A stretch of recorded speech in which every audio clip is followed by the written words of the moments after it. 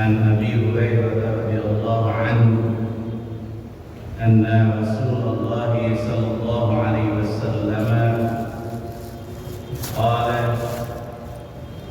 لتؤدون الحقوق إلى أهلها يوم القيامة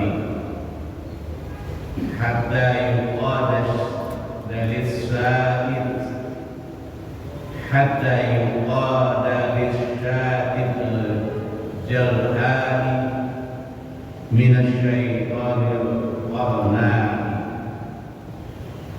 Hadis rawahu Muslim.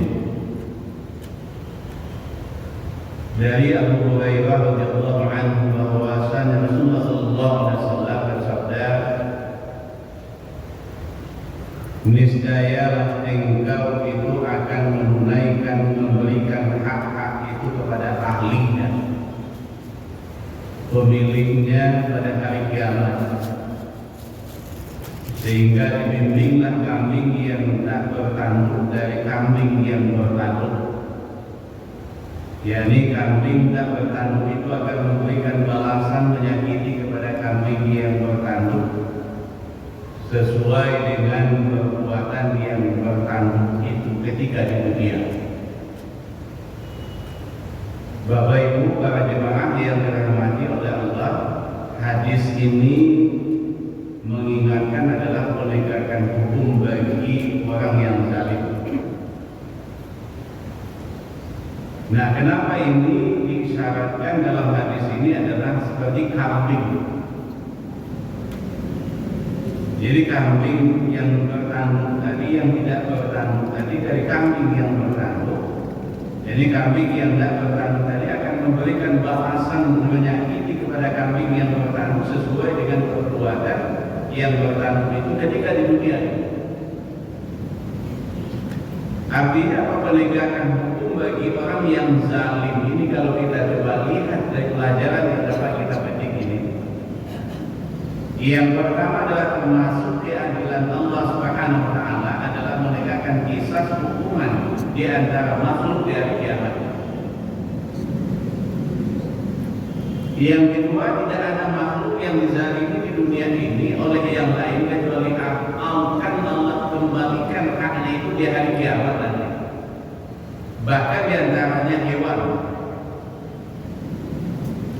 Nah, yang ketiga, akan didatangkan orang yang zalim dan yang dizalimi sekecil apapun kezaliman tersebut, baik itu berupa yang pertama kezaliman harta seperti pencuriankah, perampokankah, penipuankah, hutangkah, nanti akan datang.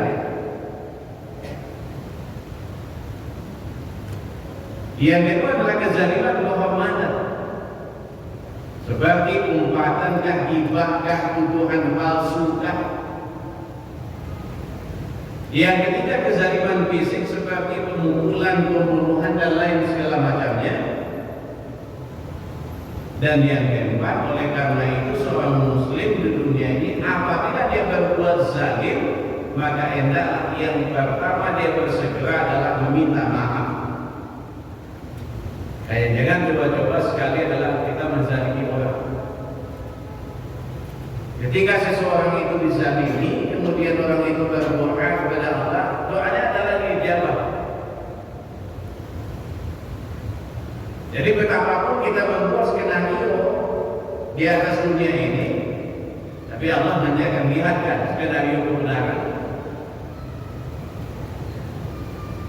Nah, yang kedua, mengembalikan hak orang yang pernah dizalimi itu.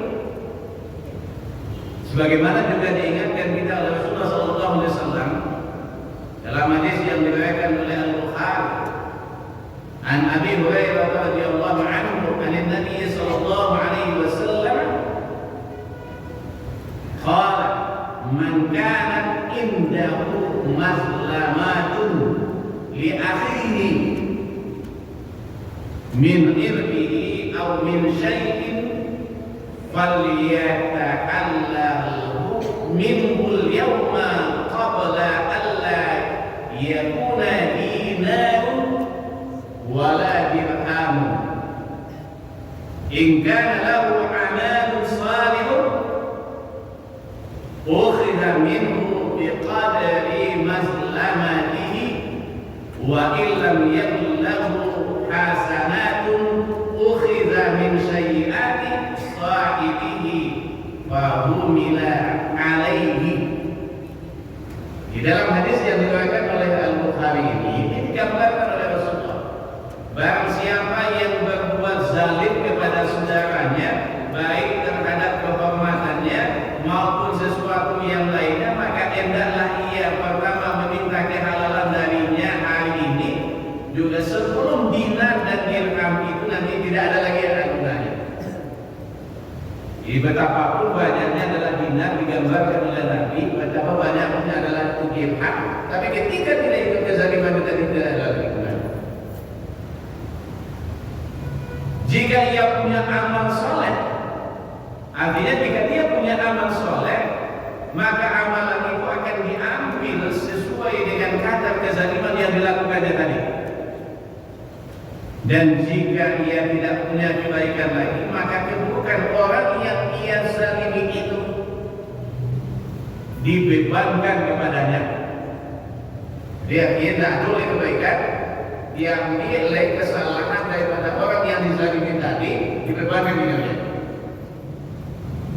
Akhirnya tidak bergiling-giling mencari-cari kesalahan lain, membuat lain dan lain. Jangan berbuat zalim pada orang. Itu namanya adalah doa orang yang dizalimi itu mustajab. Kayaknya ketika dia dizalimi, ini tempat saya dulu. Nah sekarang gantikan dulu. Ini sabotase nah.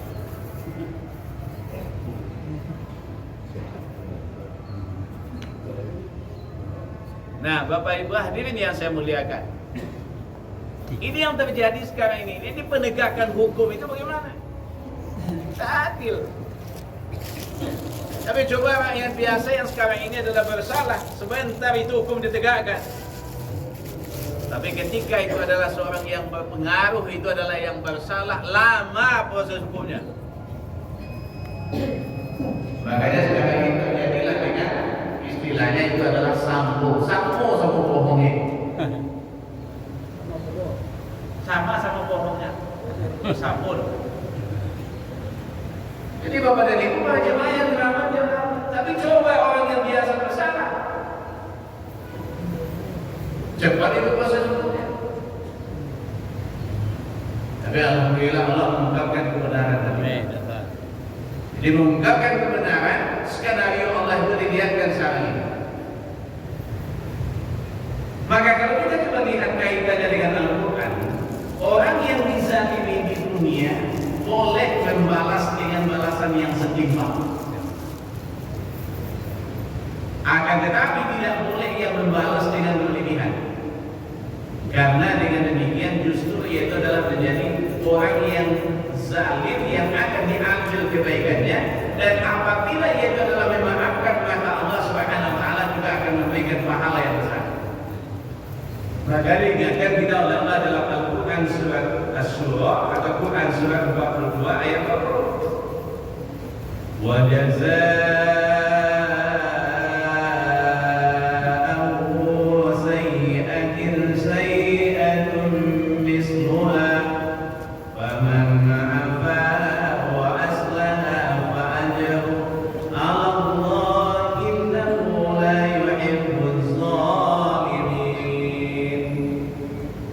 Dan balasan sebuah kejelekan itu adalah kejelekan yang setimpal, dan barang siapa yang memaafkan dan memperbaikinya maka pahalanya atas Allah Subhanahu wa taala. Sesungguhnya dia itu adalah tidak mencintai orang yang zalim. Jadi begitu betul konsepnya Allah di dalam Al-Quran. Jadi jangan salah. Makanya kenapa itu adalah Nabi Yusuf itu dizalimi.